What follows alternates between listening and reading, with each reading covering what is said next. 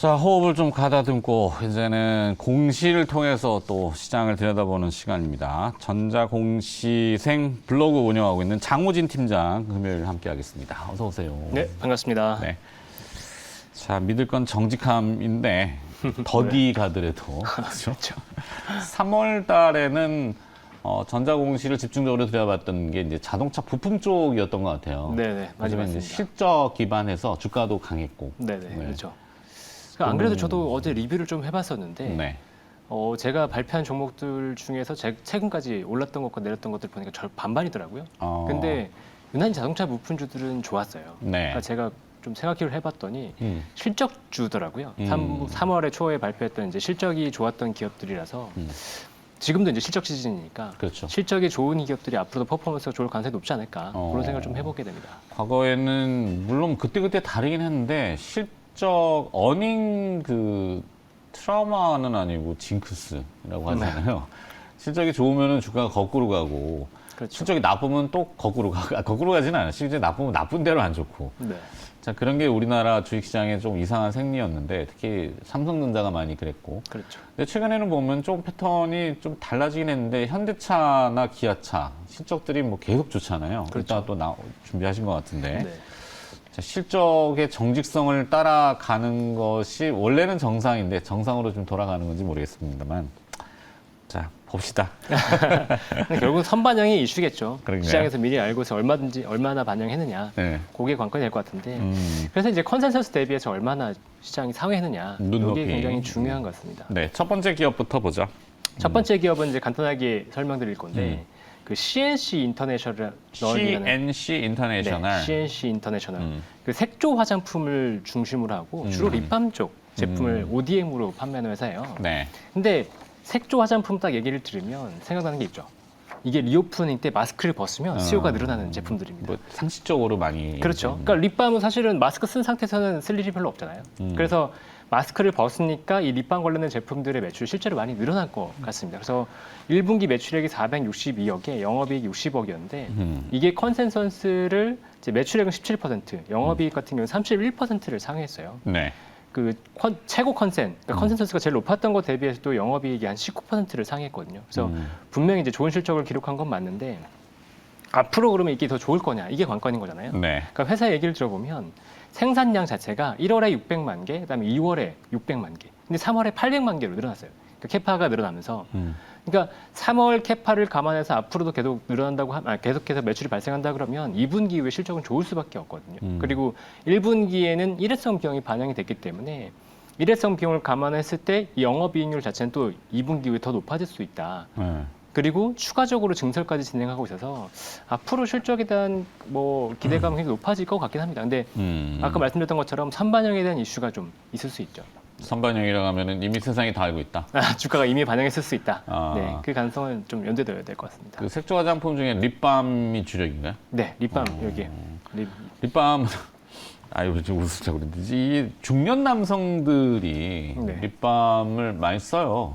저도 써야 되고 뭐 말을 많이 하다 보니까 이게 말라 있으면은 쭉 갈라지거든요. 굉장히 아픕니다. 아, 그렇죠. 네, 그리고 또 립밤 하면은 떠오르는 인물이 계시죠. 네, 삼성전자의 또 이재용 회장도 네, 자주 바르시고. 아니, 그 현실적이라는 얘기죠. 예전에는 남자들이 그 입술에다 뭘 바르면은 굉장히 조금 저기 했는데 요즘은 그냥 적응해가는. 아, 그렇죠. 네. 네. 그렇다 그래서 CNC 인터내셔널 립밤 얘기하셔서 잠깐 생각이 났고 다음 기업도 가볼까요? 다음 기업을 이제 설명드리기 전에 지금 최근에 이제 실적 트렌드 자체를 좀 보고 있는데요. 네. 그 실적이 좋은 기업들의 군이 좀 나타나는 것 같아요. 그러니까 전력 설비 쪽이 확실히 좋고, 네. 그다음에 건설 기계 쪽이 확실히 좋게 나타나고, 그다음에 자동차가 좋습니다. 거기에 플러스로 이제 방산이 좋은데. 방산은 뭐 아시는 것처럼 수주가 계속 나오고 있으니까 네. 당연히 이제 수출이 늘어나면서 실적이 좋은 게 뭐 맞는 거고 그 외에 전력 설비랑 건설 기계 자동차 쪽의 실적 좋은 건 공통점이 있어요. 어떤 거죠? 이게 북미 쪽에서 실적이 좋습니다. 아. 네, 북미 쪽에서는 이제 다른 이제 유럽이나 아시아 대비해서 성장률이 워낙 잘 나왔기 때문에 네. 이 북미 쪽 시장은 좋고 그다음에 전 북미 세계 소비 시장의 지표가 북미 시장이라고 그러잖아요. 캐나다도 인접해 있고. 그렇죠. 하니까. 네. 근데 이제 이 북미 쪽에서 경제를 활성화시키기 위해서 인프라 투자도 많이 하고 있기 때문에 관련해서 계속해서 매출이 좋은 게 네. 실제로 이제 나타나고 있는 거죠. 그러니까 뭐 전압기 얘기도 저희 많이 다뤘거든요. 네. 전압기, 전선 설비, 전력 설비라고 그러죠. 그렇죠. 전력 설비. 그래서 오늘 두 번째 기업이 이 LS 일렉트릭입니다. LS 일렉트릭. 네, LS 그룹의 이제 회사라고 보면 되고 그 LS LS 일렉트릭 일렉트릭 하면 또 KT 서브마린인가요? 거기는 이제 뭐였죠? 갑자기 갑자기 치고 들어오시면 네. 제가 원래 애드립을 좀 많이 치는데 네. LS의 비상장 자회사는 LS 전선입니다. 전선 거기는. 네네. 쪽으로 그때 KT 서브마린 지분 막 얘기할 때 그렇죠. 지금도 계속 늘리고 있어요. 네. 네. LS 일렉트릭도 결국에는 뭐 LS 계열이니까 니코하고 뭐 동 이쪽하고 니코동이 거기는 LS 비상장이니까. 네네. 그렇죠. 자, LS 일렉트릭은 어떤 공시가 나왔어요? LS 일렉트릭은 그 전력 인프라와 전력 기기 회사입니다. 말씀드렸던 것처럼 전력 기기가 종사하고 말씀드렸잖아요. 근데 이제 전력 인프라 같은 경우에는 이제 전력 생산을 해서 송변전까지 가는 거고 네. 전력 기기 같은 경우에는 이 송변전된 전기를 이제 각 가정이나 아니면은 공장으로 배전하는 설비라고 보시면 되는데 이 회사가 이제 1분기 매출액이 9,758억, 영업이익이 818억인데 이게 컨센서스 대비해서 매출액은 12%, 영업이익은 42%를 상회했습니다. 이게 제일 높았던 컨센서스 대비해서도 영업이익이 4%가 높았어요. 근데 뭐 영업이익 일단 좋았던 이유를 보면 OP 마진이 8.4%를 기록했거든요. 네. 영업이익률이. 근데 이게 2019년 3분기 이후에 8%를 넘은 게 처음입니다. 그러니까 이익도 좋고 매출도 좋고 지금 상황이 너무 좋은 거죠. 그러니까 회사에서 설명하는 건 지금 LS 일렉트릭 실적이 좋은 건 북미 쪽에서의 상황이 너무 좋다. 근데 전력 인프라와 전력 기기 모두 실적이 좋은 상태고 그다음에 수주 잔량도 굉장히 많기 때문에 앞으로의 실적에 대한 기대감도 큰 상황입니다. 그래서 지금 보면은 52주 신고가를 기록하긴 했는데 그렇다고 해도 아직은 이제 업사이드가 있다고 보이는 게 말씀드린 것처럼 계속해서 실적이 좋고 수주도 좋고 이제 회사에서 전망하는 실적의 전망치도 지금 나쁘지가 않아서 네. 뭐 저는 이제 LS 일렉트릭 굉장히 긍정적으로 보고 있습니다. LS 일렉트릭. 네. 자, 또 세 번째 기업으로 바로 가볼까요? 네. 그다음에 이제 아까 자동차 말씀드렸잖아요. 네. 근데 현대차와 기아차가 실적을 모두 발표했는데 오늘은 이제 주가가 좀 차익 매물에 막혀 있는 것 같은데. 뭐 이제는 조금 이제 매물이 나올 수도 있지만 그렇죠. 뭐 실적을 보면 일단은 37조 8천억 정도 나왔고요. 매출이. 현대차 1분기 매출이 네, 영업이익은 3조 6천억 정도 나왔습니다. 영업이익률이 한 9.5%. 하이 싱글. 네, 하이 싱글. 뭐 거의 10%에 가깝게 그러네. 나왔어요. 이 정도 이익은 이제 금융위기 이후에 직후에 이제 북미 쪽 매출이 잘 나오면서 이익률이 높았던 거 이후에 최대 수준인 것 같고요. 네. 그다음에 이 이제 매출과 이익이 컨센서스 대비해서 2%와 23%를 이제 각각 상회했습니다. 근데 자동차 부분의 성과가 굉장히 좋았던 게 이제 두드러지는 것 같고요. 괜찮을 줄 알았는데 더 괜찮았다는 거죠. 그렇죠. 근데 시장에서 더 환호한 게 뭐냐면 내용이 너무 좋았어요. 네. 일단은 그 환율 효과가 있었다면 네. 이제 일회성으로 볼 수 있는 거잖아요. 그렇죠. 근데 환율이 상승한 거에 따른 효과는 일회성인데. 근데 환율이 아니고 물량 증가. 그다음에 추가. 그렇죠. 판매량이. 판매량이 일단 늘었고 그다음에 믹스가 좋아졌어요. 전기차하고 내연기관차의 믹스가. 그렇죠. 비싸진 차가 많이 팔린 건데 네. 일단 제네시스 G70, GV70도 많이 프리미엄 팔리고 있고요. 모델. 네, 프리미엄 모델이 많이 팔리고 있고. 그러니까 이런 믹스 개선과 물량 증가가 동시에 나타나고 있다 보니까 매출액이 좋아지고 당연히 이익도 증가하는 게 된 거죠. 네. 그래서 당연히 앞으로도 실적이 좋을 거냐라고 보면 뭐 지금 북미 쪽에서 상황이 좋기 때문에 물론 경기 침체 때문에 이제 판매량이 줄어들 가능성도 있긴 하지만 그렇죠. 지금 제품 믹스가 좋아지고 시장에서 점유율이 전 세계 이제 점유율이 높아지고 있는 것도 사실이기 때문에 뭐 지금 이 자동차 쪽을 꺾는 건 안 되는 것 같고요. 제가 왜 한숨을 쉬냐면은 공시에는 안 나오는 아직 공시를 안 했는데 제가 들은 바는 이거 또 얘기해 드려도 되나? 일부러 뭐 주가가 어떻게 되라는 건 아니지만 그 러시아 공장 팔았을 거예요. 그렇죠, 그렇죠. 네. 네. 원래는 러시아에 팔려고 했는데 못 팔았단 말이에요. 러시아가 안 사줘가지고 불편하니까 카자흐스탄에 팔았거든요. 싸게 팔았을 거라고. 그러면은 이걸 대손상각을 칠 건가? 언제 칠 건가? 오겠죠. 네. 그죠? 근데 이제 바이백 옵션을 건 것 같아요. 어떤 경우에 다시 사겠다. 그러니까 좋아지면 다시 들어갈 텐데 네. 그게 언제인지 모르는 거지. 그죠?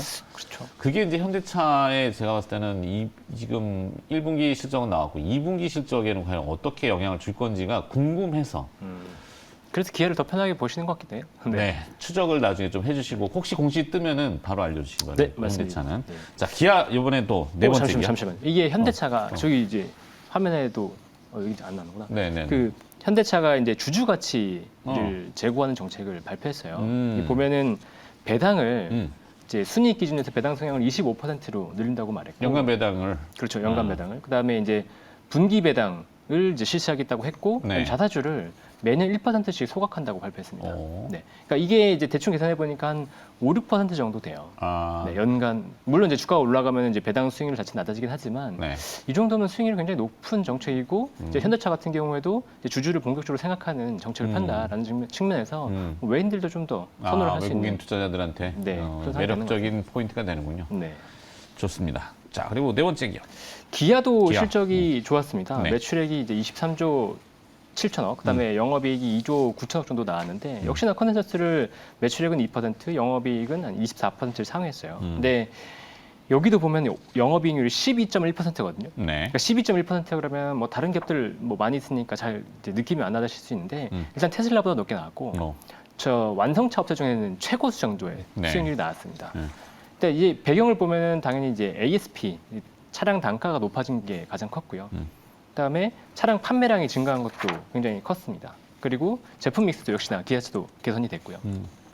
그럼 앞으로 기아가 더 좋아질 거냐? 아까 말씀하신 것처럼 러시아 관련된 이슈 같은 게 이제 기아 같은 경우는 없고, 네. 그다음에 전기차 판매가 1분기에는 조금 저조했거든요. 작년 1분기에 밀어내기가 있어가지고. 근데 올해 EV9이라고 이제 네. 걸출한 이제 전기차가 나오기 그렇죠, 때문에 그렇죠. 전기차 판매의 이제 판매량도 좋아지고 또 비싼 차거든요. 이게 이래가 뭐한 7, 8천 원 이상 되기 때문에 뭐 판매가도 좋아지면서 전반적으로 실적을 계산 또 견인하는 견인차가 되지 않을까라고 보고 있습니다.